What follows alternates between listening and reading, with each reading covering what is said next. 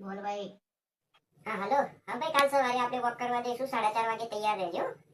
હા બેટા લાવીશ. ચાલો હવે ફોન કરી યાર. પેલો હાલો. હા બોલ ભાઈ. હા ભાઈ, હા હેડ આઈ જા. હાર બોલ કેવું ભાઈ. હા નીકળ સ્વેટર વાળો આયો. હાલો. આને શું છે યાર. હા ભાઈ. હાલો.